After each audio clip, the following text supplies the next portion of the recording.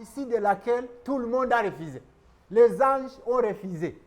À la création de l'homme, tous les anges étaient d'accord. Nous sommes d'accord. Ariko umuntu arangije kugwa kumusova habanjije gucamo procedure. Uzajya kumusova agomba kwemera gupfa. Azambara un corps charnel, umubiri utakiri un corps qui n'est plus glorieux. Uzaba ari umubiri wapfa, wahura n'amakuba, kandi azapfira uwo muntu azanamubabarira. Tous les anges sans exception ont dit non, non, non, non, non, non, non, non. Yesu nguko ibyanditswe bitubwira aravuga ngo envoie-moi. Mundum ntabwo mbitindaho. C'est l'envoyé, c'est le seul apôtre de Dieu. Nta mwanya dufite twari kugenda tubereka no mirongo nebre hagenda hatwereka ko niwe ntumwa ya y'Imana. Hari n'uburyo bwa mbere. Deuxième catégorie des apôtres. Il y a 12 apôtres. Niveau bita les apôtres du Fils. Donc l'apôtre de Dieu c'est Jésus-Christ. Les apôtres du Fils sont à 12. Turabazi ba Pierre, ba Yohana, ba André, ba Marie, je m'excuse, André, Pierre, nous avons Judas Iscariote, il y a beaucoup, peut-être je vais vous lire la suite. Ziriya ntumwa ko zari 12 ils ont été choisis par Jésus-Christ. Yabahaye uwo muhamagaro wo kujya kuvuga ubutumwa, ababwira ngo mugende mukize abarwayi, kandi abaha n'ikintu gikomeye, ababwira allez prêcher le message du royaume. Amen. Ce n'est pas le message de l'église. Les envoyés de Dieu, les apôtres de Dieu, nous avons une mission d'envoyer le message du royaume. Le message du royaume est horizontal. Ubwami bw'Imana, ubutumwa bw'ubwami bw'Imana bubwiriza mu buryo buri horizontal. Ni umurongo utambika, ntabwo ari uzamuka. Iyo tufite ubutumwa bwa église tugenda twubaka. OK, chef de chorale, président des intercesseurs, le pasteur, révérend pasteur, bishop. Iyo mirongo turi kubaka c'est purement vertical kandi Imana izayisenya. Parce que nous avons un message du royaume qui arrive sur tout le monde. Ubutumwa natanze ngakukundisha Imana, nawe ukazabwira undi.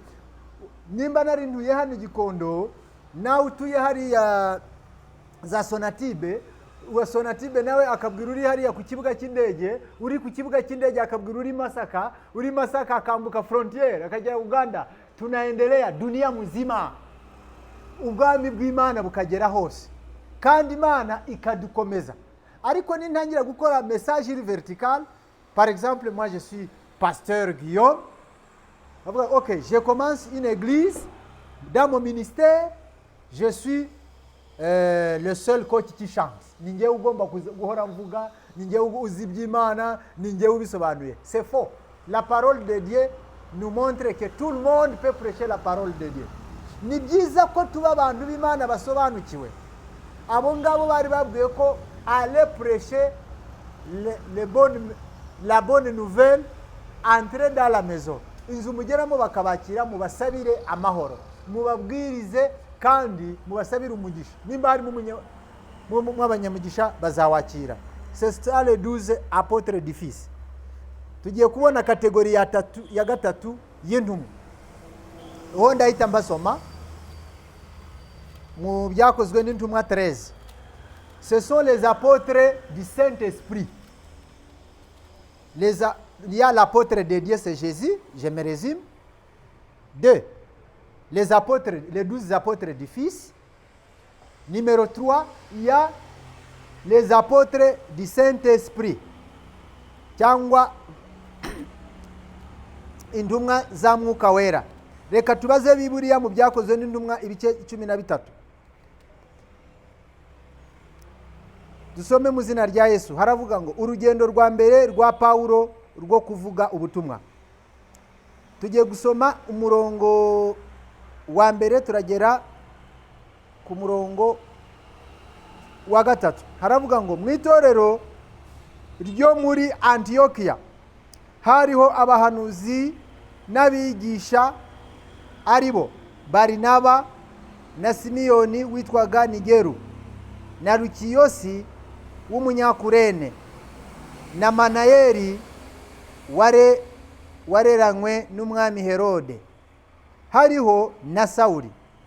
Umurongo wa 2, ubwo basengaga umwami Imana biyiriza ubusa, Umwuka Wera arababwiye ati mundobanurire Barinaba na Sawuli bankorere umurimo mbahamagariye gukora. Les apôtres du Saint-Esprit. Amen. Kugera ku isaha nawe uri kunyumva nimba uri intumwa, nanjye ndi intumwa. Mwuka Wera arababwira bari mu masengesho ngo mundobanurire Barinaba na Sawuli bankorera umurimo ngiye kubahamagarira. Les apôtres du Saint-Esprit. Iyi saha ni benshi cyane. Ce sont des millions et des millions des apôtres. Alléluia. Uri kubona Imana nyishimiye cyane ko yazanye un apôtre. Iryo jambo bita apôtre rituruka mu Kigereki bisobanura bivuga apostolos. Apostolos, ça veut dire send with a special mission. Uwoherejwe na mission spéciale. Yesu Kristo yoherejwe n'Imana afite mission spéciale a exécuter kandi kanagenda neza. Un apôtre afite mission iri spéciale. Nguko twabyumvishe Yesu Kristo ng'indumwa y'Imana yageze ku isi kwari ugucungura umuntu. Wowe nanjye twacunguwe n'amaraso ya Yesu Kristo. Ntabwo yigeze avuga ati iriya misumari vraiment ayo minayikwepa. C'était une mission spéciale. Kimwe nguko igisirikare gishobora kuvuga ngo hari umuntu wacu dushaka ko azagera kuri urwego, kuko ari umusirikare dukeneye ho izitagete bamuha training yaba ari uwo musirikare yishimira iyo grade azahabwa. Bibiri tubwira ngo Yesu arangije gukora umurimo yahamagariwe, yahawe zina riri hejuru y'ayandi yose, kandi il s'assoit à droite de son Père au ciel pour dire abamwemeye bose natwe twicaye mu ijuru à droite de notre Père. Nihuse rero twabonye ko uyu Paulo yatoranyijwe n'Umwuka Wera kugira ngo abe intumwa. Nubwo Bibiliya itatugaragariza ko hari izindi ntumwa Yesu Kristo yaraba yaratoranyije, reka tubaze Bibiliya twumve icyo Paulo nawe avuga mu rwandiko yandikiye Abaroma ibice 16. Ngiye gusoma umurongo wa 6 n'uwa 7. Wa 6 aravuga ngo mundahirize Mariya wabakoreye cyane. 7 mundahirize na Andironiko na Yunia dusangiye ubwoko bari babohanywe nanjye ari birangirire mu ntumwa, nibo bambanjirije muri Kristo. Haleluya. Andronicus and Junius yari umugabo n'umugore bose, umugabo ari apotre n'umudamu ari apotre, ngo kandi ari birangirire. Tekereza umuntu Paulo avuga ngo byari birangirire muri Kristo. Mu ntumwa dusoma hano muri Bibiliya nta nimwe yigeze ikora umurimo nk'uwo Paulo avuze. Noneho mva famille nana anatosha chapeau, coup de chapeau Andronicus Juniors, intumwa bafunganywe, ariko dufite intumwa ku isaha ushobora kumubwira ngo ahubwo nguzi ko bari kugukekaho kushobora kuzajya kubazwa ibintu runaka n'ubuyobozi akarara aciyeho.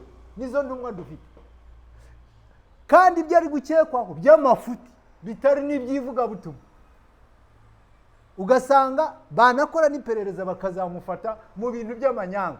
Ngo izo nizo ntumwa, incapable même de chasser une mouche.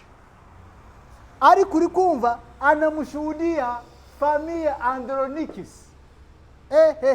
Juniors, bibi na bwana ni apostle, kibyari birangirire muri Kristo. Amena. Umugabo ndamukunze cyane, umuntu Paulo avuga ngo byari birangirire muri Kristo. Wowe uri kunyumva ushobora kuzabikirangirire kurusha Andronicus, kuko Mwuka Wera ukiri gutoranya abantu ku isaha nawe yagutoranyije. Yatunganyije ameza uriraho.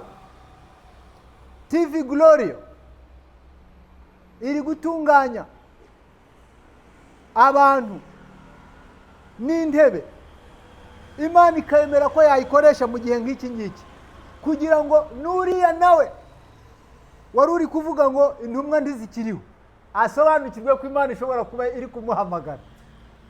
Mwuka Wera niwe wabatoranyije, ngo bari bibereye mu masengesho, ngo bari bari gusenga, niko Bibiri ivuze. Ntabwo bari bari muri doze. No. Ibihe byo gusenga, uri gusengera iwawe, Imana ikakubwira mu nzozi wiryamiye, ukarara urota uri kubwiriza, ukarota wari uri ngo warabaye umuvuga butumwa. Hoya, Imana iri kuguhamagara, unaitwa na Mungu. Ntabwo ari pasteur uri kuguhamagara. Le Saint Esprit, Yesu yavuze ngo abo izi ntumwa nsizi nzabohereza umufasha. Ari we Mwuka Wera. Reba noneho uwo Mwuka Wera ahageze akora. Ndakubwira ko mu misiyo noneho intumwa zifite hariho kujya gukora icyo bita implantation des églises, gutangiza umurimo w'Imana. Noneho izo implantation de l'église bisobanuye intumwa yari ikwiriye kuba ifite ibintu bitatu bikomeye imbere y'uko ijya gutangiza umurimo w'Imana. Yari ikwiriye kubanza kumenya kuba ifite uwasiliano na Mungu, ikorana n'Imana 100%, kubera ko tutayigeraho, kubera ko tutagera mu ubwo busabane n'Imana 100%. Basi tugire 98 tubane n'Imana. Kabiri, akwiriye kumenya politike y'igihugu agiye gukoreramo, atazaba ikigandi. Donc les irreprochables, abantu bahora bari reprochable, bafite ibintu byinshi babanenga. Hari ukuntu ushobora kujya gukorera ahantu mu gihugu wagiye gukoramo ukumva ko tu n'as pas besoin de l'État. Kubera iki? Abaroma ibice 12 batubwira ko inzego za leta zishyirwaho n'Imana. Un serviteur de Dieu yarakwiriye kuba azi structure y'Imana. Il est l'envoyé de Dieu pour commencer une église, pas au ciel, pas dans l'espace, mais c'est sur la terre. En tout cas, ibi byumvikana.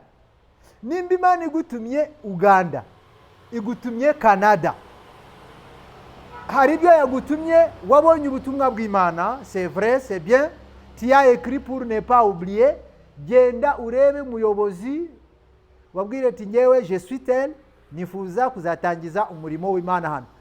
Quelles sont les procédures?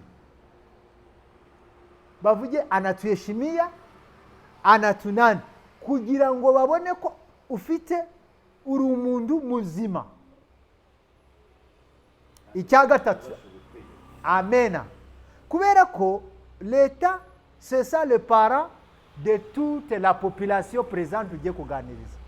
Nawe ng'umuntu w'Imana hari contribution morale et spirituelle uje gufashamo leta. Icya gatatu, un apôtre akwiriye kuba yujuje, l'envoyé de Dieu. Yarakwiriye kuba ari umuntu uri 100%. Ako kandi agasubiramo. Ubwo uri kwibaza nagaki kagiye kujyaho. Umuntu uri 100% ufite capacity, home building capacity. Umuntu ushobora kuba yakubaka ingo, kuko ubutumwa buhera mu ngo. Amen. Ubutumwa bugera i Burayi. Bakiriwe mu rugo rumwe ku mudamu bita Lydia. C'est la première chrétienne de l'Europe. C'est une famille qui a accueilli les apôtres. Barabacumbikira, ikiganiro bagizemo n'imbaraga z'Imana zari zibariho n'ubwenge bwari bariho. Toute la famille a été baptisée bientôt. L'Europe a été évangélisée à partir d'une seule personne. Yarakwiriye kuba bafite home building abilities. Nimba ndi ntumwa, yego ngiye gusura mu gace, nimba ngeze mu rugo, urugo rugiye kunyakira, urwo rugo rufite inda, kubera iki ndashobora kugenda mbashyiriye amata niyo tugira hano mu Rwanda, kuki ntabashyira isukari? Mbageze ngasanga umugabo ari nywera inzoga, umudamu we ntayinywa. Ubwo ngatangira kudiaboliza umugabo ngo c'est un satan, la femme c'est un ange. Urwo rugo uzarudiviza. Babanze bakubonemo ubumuntu, kandi na message ugiye kwigisha mu urwo rugo aho umwe anywa inzoga undi ntayinywa. Tu dois prêcher le message d'amour et de patience. Abapagani bakeneye ubutumwa bwo kubwirwa urukundo rw'Imana, kubera ko buri muntu wese aramwamagana. Ni umujura, ni umusinzi, ni umusambanyi, ariko mubwiye ngo ari kuziko Imana igukunda, uzi ko Yesu agukunda, avuga ati sha uri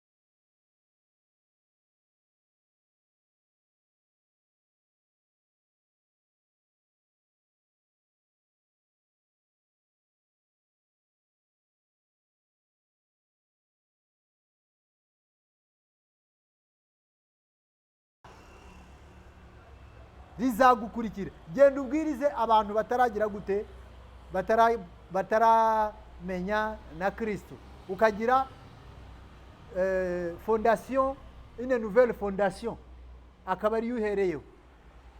Nkunda kubivuga, ni byiza ko wanyihera abasinzi n'abantu barabaroza akaba ari bo bambera abakristo, aho kugira ngo mbwe ngo kanaka yarari umwarimu n'umudiyakoni. No. Uwo ngo ntabwo twatangiranya umurimo. Kubera iki? Nidutangirana umurimo nawe azavuga ati no, njyewe ubundi nari nsanzwe nkorera aha ngaha, tindi kubona umuntu imyumvire yitagize gute. Nagiye mu cyaro ngashaka umuntu nganiriza, natangije ibyanjye aho kugira ngo nzahamagare abandi bantu tuzabirwaniramo bigatuma umurimo w'Imana ugira gute usuzugurwa. Nari mvuze kuri apotre brièvement ndangiza. Kuri apotre navuze ko ils sont de 3 catégories. L'apôtre du Fils, il est l'unique, c'est Jésus-Christ. Deuxième catégorie, il y a les 12 apôtres du Fils. Ce sont des apôtres choisis par Jésus-Christ. Bariye 12 Yesu yitoranyijemo, yabatoranyije, ariko ndashaka kubabwira ko akibatuma bari 70 yagiye akora selection kugera igihe asigaranye 12. Hari abantu uzagerageza gukorana nabo umurimo w'Imana, ariko Bibiri tubwira ngo Yesu ajya gutoranya babantu 12 yari yaraye muri prière one mountain prayer. Ikimana yamubwiye ati mubari abantu batakuchokesha kwa bure baraza kunanirwa, yaje yitoranyirizamo 12. Nubwo bose batagumye shyashya, ariko pe bagerageje gukora umurimo w'Imana. Uretse Yuda wabaye ikigwari, numva benshi bishimira Yuda ngo niwe wizeraga, ariko kwizera kwa Yuda ndikuzakubeho mu zina rya Yesu Kristo. Tukwiriye kuba abantu bakunda Kristo jusqu'à la croix. Ngiriya ntumwa yahishuriwe ibyahishuwe ari we Yohana, yabanye na Yesu dès l'appel jusqu'à la croix. Yari ari kumwe na Yesu, na niwe Yesu yaje kwishurira ku kirwa cya Patmos. Na niwe watangiye Paulo yasigiye itorero rya Efeso hano. Ndashaka ko wowe nanjye twagira ishyaka ryo kuba intumwa zishobora kuba zatumwa ku bantu, zikanatumwa no ku bana bacu. Namupenda Mungu.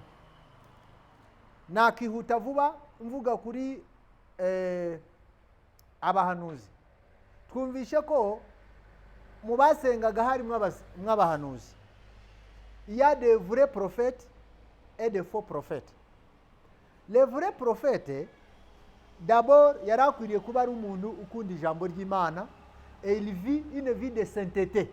Niwe muntu utinya icyaha cyane. Un prophète, c'est la bouche de Dieu. Nakanwa k'Uwiteka mu bantu. Igihe umutambyi ari akanwa k'abaturage ku Mana, le prophète c'est la bouche de Dieu mena ku bantu. Umuntu rero ushobora kuba umunwa w'Uwiteka yarakwiriye kuba ari n'umuntu bwa mbere ugira ubwoba. Ese Imana iranyishimiye?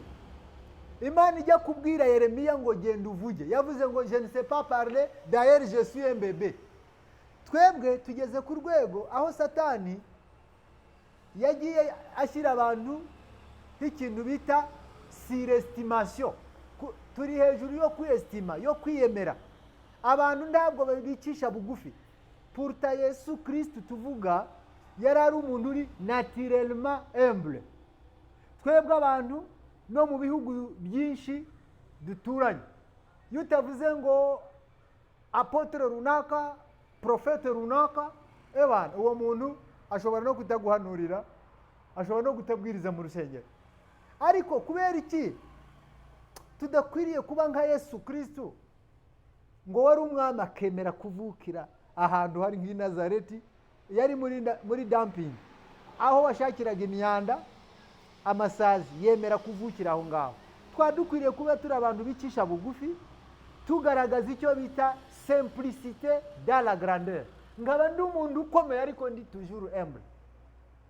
Noneho le prophète Jérémie ni umuhanuzi wari uri umuntu Imana yihamagariye. Ariko tubanze twumve excuses. Jérémie aravuga expressement, je suis petit, je ne sais pas parler. Iyo ubwiye Imana ko utabishobora, irakubwira ngo nzagushoboza. Ariko nutangira kuvuga ati I know, izakugira umuswa, uzahanura ibintu abantu bazaguseke. Kubera iki? Watangiye kwiyumva, kwizamura. kimwe na satani uko yahoraga yizamura, le même esprit travaille ku bantu b'abakozi b'Imana badasobanukiwe. Yuri umukozi w'Imana ndi wari ukwiriye kwishimira ko bagupresenta ngo prophète runaka. J'aime le Sénégalais, hari proverbe bavuga ngo le tigre ne proclame pas sa tigritude, il saute. Ntabwo ingwe ivuga ngo ni ingwe, ikora agatendo kavuga ati iyi ni ingwe. Twadukwiriye kuba abantu b'Imana imbere yuko ngewe mba pasteur, je suis Guillaume, je suis Ngabonziza. Nari nkwiriye kumenya ko ndi umuntu kandi ni faveur nagiriwe yo kuvuga iby'Imana. Izo titre zizavugwa n'abantu uwo nahanuriye niwe wavuga ko ndi umuhanuzi. Ariko nindangira kuvuga ko ndi umuhanuzi, insengero zacu nazo zuzuyemo abafana, sinavuga babigishirizwe hehe, bapfa kuvuga ngo ni umuhanuzi, n'amashyi menshi. Je connais les églises aho bavugaga ngo none haraza umuhanuzi w'Imana sinzi ibiki. Iwacu mu cyaro abadamu batekaga ibiryo bakajyana kuri eglise, nimba ari nka n'inyama ugasanga inyama nyinshi nizo bajyanye kuri eglise, umugabo akabura icyari, ubwo intambara zikaza kurota. Kandi uri kumva ni babahanuzi basenye zangu. Imana itugiriye neza, tuba abantu kwanza bicisha bugufi. Navuze ko barangwa na sainteté, kwezwa, kabiri kwicisha bugufi, icya kabiri cya gatatu connaissance de la parole. Umuhanuzi uri utazi ijambo ry'Imana, yego, utazi ijambo ry'Imana, utarisoma, hari no kundi Imana ishobora no kumuha ubutumwa n'imirongo yabwiwe ntamenya azayishaka kubera ko adasoma Bibiliya. Gutega Imana ugutwi ni ikintu cy'ingenzi cyane, kubera ko iyo wasenze ushobora kuryama Imana ikakuganiriza. Dufite umuco mwiza ariko utari mwiza cyane wo kurara dusenga tukabyina n'abantu tukababuza gusinzira. Icyo kintu ntabwo ari cyiza. Umubiri wawe na roho yawe bikeneye Imana. Iyo twasenze tugomba kugira n'umwanya wo kuruhuka, kuko ijambo ry'Imana rivuga ko no mu bitotsi byacu, dans nos rêves, dans nos sommeils, Dieu parle avec nous. Tubaze Yubu 33 murongo wa 14. Twumve icyo hatubwira. Ibice 13 murongo wa 14 haravuga ngo Yubu ibice 33 murongo wa 14 ndageza ku 16. Imana ivuga rimwe ndetse kabiri nubwo umuntu atabyitaho.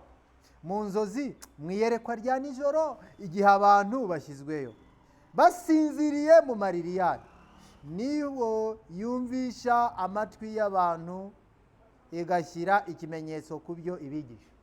Twigishwa n'Imana. Nshobora kwigishwa ndyana. Nimba umugozi w'Imana nkaba umuhanuzi, sinjye ngira umwanya wo kwihengeka, Imana izanshaka ntimbone.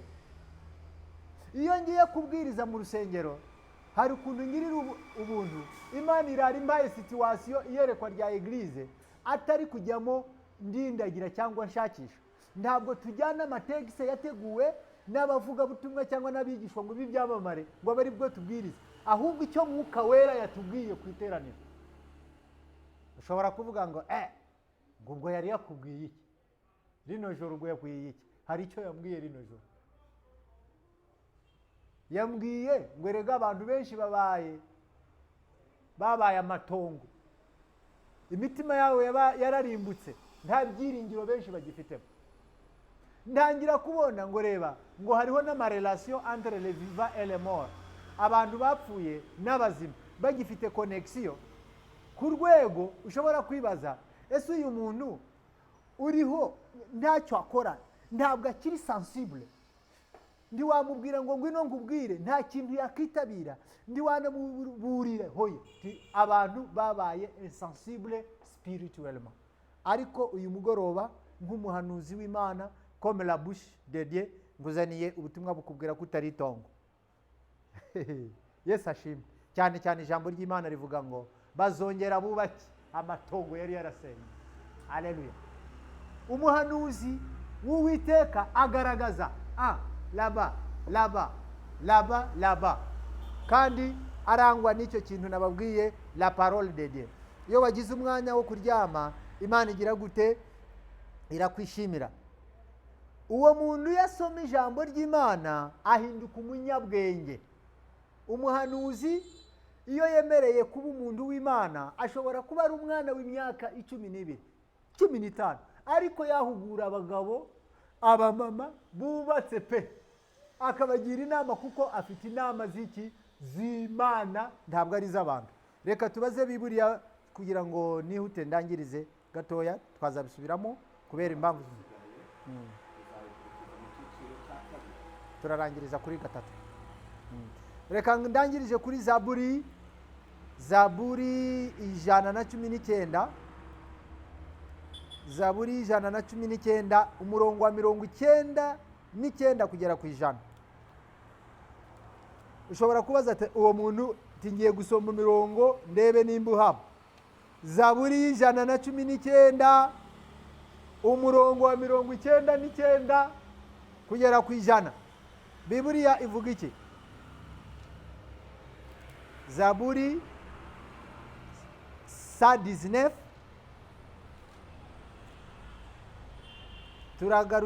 turasoma umurongo wa 99 kugera ku 100. Lizo ono de Dieu. 99 haravuga ngo mfite ubwenge buruta ubw'abigisha banjye bose. Mfite ubwenge burusha abigisha banjye bose. Imagine ngewe nize primaire, sinagize amahirwe yo kwiga maternelle, nkiga secondaire, nkiga kaminuza, nkiga doctora. Noneho Bibiliya irambwiye ngo wagira ubwenge buruta bakwigishije bose. Kubera iki? Tubaze umurongo w'ijana. Oya, iyo yari B ravuga ngo kuko ibyo wahamije ari byo nibwira. Iby'Imana yahamije yabishyizeho ikimenyetso, nibyo nibwira. Kwibwira ibyo bintu mbitekereza, ndabisoma, je médite sur ça. Josué, Yosuwa mu ntambara yarwanye, nta nimwe yigeze agira gute atsindwa mu gihe cye. Yahoraga abaza Imana. Imana yari yaramuhaye mode pass. Yosuwa igice cya mbere umurongo w'8 yamubwiye ngo amagambo ari mu gitabo cya Mose uzajya uyatekereza ku manywa na nijoro. Ibyo nibyo bizagutsindishiriza. Lorsque nous méditons la parole de Dieu, iyo umuhanuzi ijambo ry'Imana rifite akaritekereza, nta ntambara n'imwe izamunesha. Iyo asoma Bibiliya ntazagwa mu mitego y'abagore bakunda kuza bikurura ku bahanuzi b'abagabo, abubwira ashaka ko bazasambana. Hari abadamu bajyaga bavuga ngo barashaka ngo abahanuzi bazavana imbuto, imbuto ngo apfe kumusambana n'abazabyare ngo iki, ngo umwana umuhanuzi. Hari n'abahanuzi nabo barindagiye bagwa gutya, ariko yazi ko Joseph yanze l'offre sexuelle, il a refusé de s'essuyer.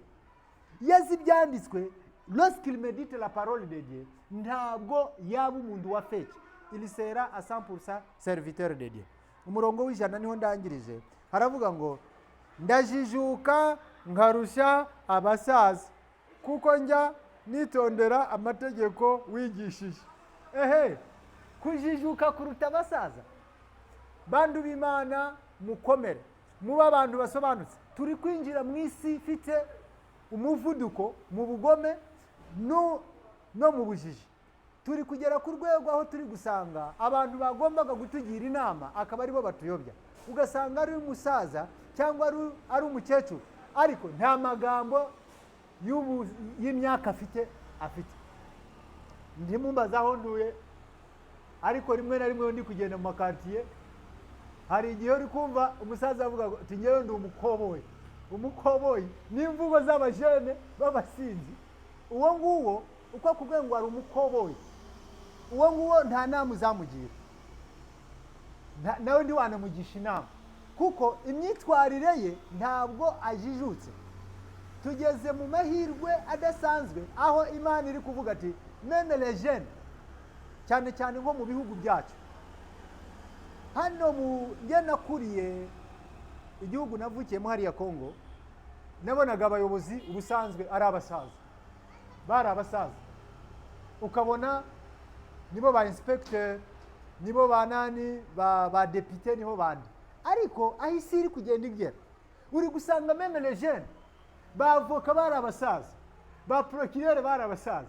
Tutangiye kubona n'abajene, jene yarangije kwiga arasobanutse imitekerereze yonyine. Nous avons même des ministres, dufite ba actifs b'abajene kandi bakora akazi neza. Bivuga ko uyu nguyu we yasobanukiwe ko yajijuka kuruta n'abasaza. Amen.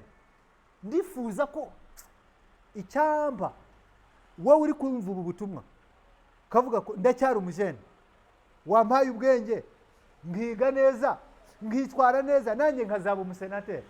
Ayo mahirwe wayabona mu kino gihugu cy'u Rwanda, kuko ntibagendera ku myaka, bareba l'âge mental, l'âge social, ni ibiki ushoboye. Iyi si iri kugenda yanga abantu ibarejeta bitewe no kutamenya ko Yesu yavuze ngo mutamfite ntacyo mwashobora. Kubera impamvu z'umwanya, ibindi tuzabisubiraho. Ndarangiriza muri Yohana 5:17, nkubwira wowe uri kungurikira mu ya mihamagaro 5 twavuze ngo hari intumwa, hari ubuhanuzi, hari umwigisha cyangwa ubuevangeliste, hakaba ubupasiteri, hakaba n'umwarimu. Ariko ijambo ngiye kurangirizaho cyangwa gucumbikiraho, on va continuer prochainement muri Yohana ibice 5 umurongo wa 17.